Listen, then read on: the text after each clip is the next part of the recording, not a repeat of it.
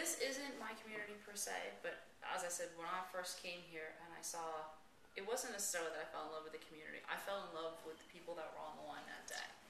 And the same people, I can now see 8 years later and see the difference that it's made and the difference that we've put into it. And now to see sometimes their kids, and their kids actually come back and volunteer, and their kids want to come back and work the line. It grows on you. It's like it seriously is, I'll say this 1,000 times, it's like organized chaos. You watch it and you're in the moment, and it's exhausting, and it's mentally draining and emotionally exhausting by the end of the day. But when you see that one little kid, kind of smile at you and come back and say thank you, or want to say, can I come and work on your side of the line and help hand stuff out? There is nothing like it. So I don't really think there's any distance I wouldn't travel to do that.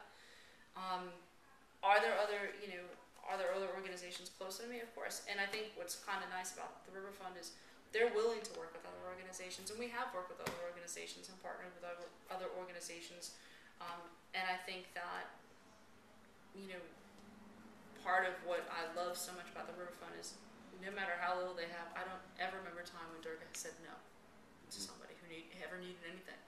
And, I know that a lot of organizations are very corporate.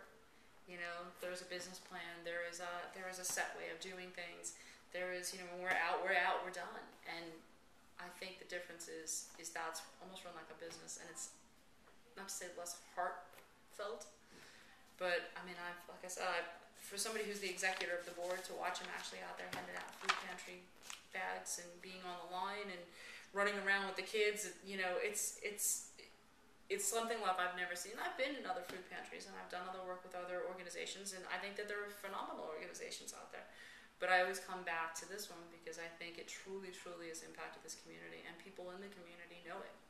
I think 3 wishes for the River Fund is that it would become almost self-sustainable in some respects. And I think through having a bigger space, I think that would allow some of that to happen.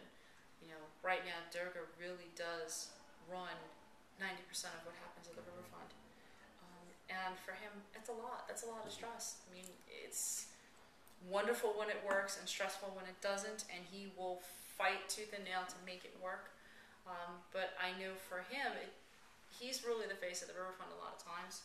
And I think by creating the board, the hope is to take some of that away from him so that he really can do the things that he needs to do for the River Fund, rather than going to pick up things at the airport, rather than going to get food pantry at Trader Joe's, or trying to fix a laptop computer.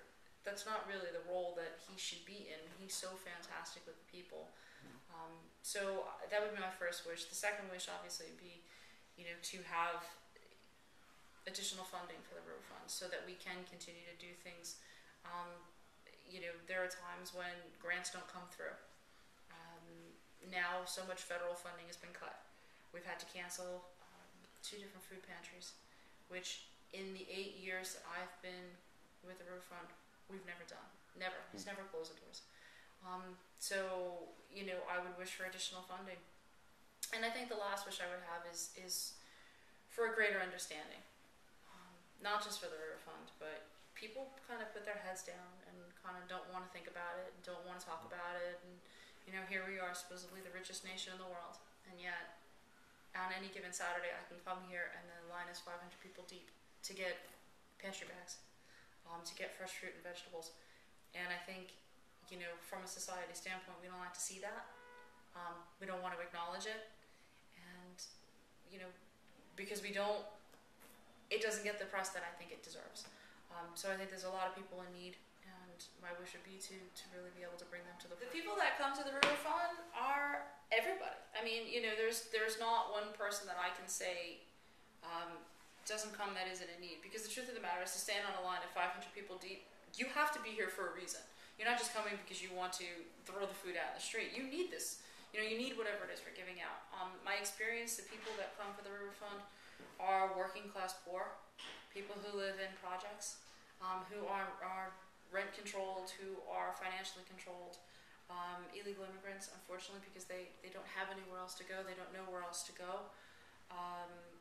And, anybody, people with kids, because they just don't have the amount of money that needs to feed the kids, or to bring, to to sustain the kids. I will tell you that in my experience, the other people that come are moms, dads, grandparents.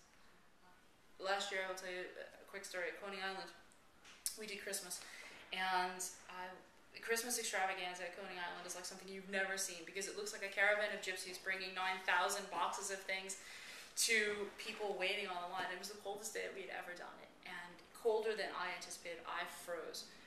The people that were there, this was maybe 300 people waiting in that kind of weather on ice. Now, on literally standing on ice on Coney Island Boardwalk.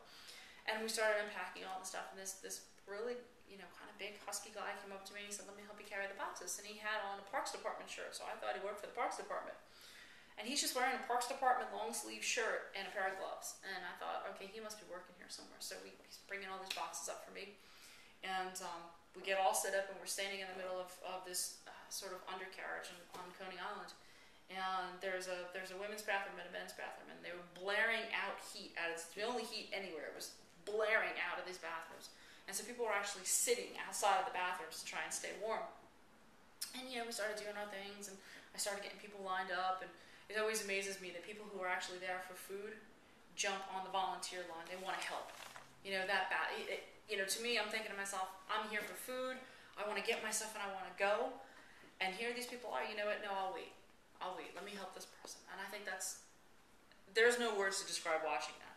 So this man came back, and I just said to him, "Are you work here?" And he looks at me and he said, "No, I live here." And I said, "What do you mean you live here?" And he said, "I live on the boardwalk." He had no coat, no hat, long sleeve sweatshirt, and gloves. And he had just helped me carry all of this stuff up. And then I said to him, "Well, why don't we were giving out coats. I said, "Why don't you let me come with me, we're going to get a coat for you." And he said, No. He said, "I don't need any more than these people need." He said, "I'll wait till they're done." And I was so taken aback by that. And of course my mind is like, no, we're going to get you a coat now. And he said, "Well, I'll tell you what, my wife is here. Well, can we get my wife a coat?" And I said, I'm ready to give you a car, let alone a coat. We went and we got his wife and we got her a coat. And eventually he conceded to allow me to find him a coat, some blankets, some pantry stuff. But this is where they lived. They lived in this ice and snow on the boardwalk of Coney Island. And I don't think that's unusual. And so for me, the people that live there, are they in the most need? Of course they are. But, for them to actually recognize that other people online need just as much as they do, and be that selfless, I don't know how you cannot kind of take a life lesson from that.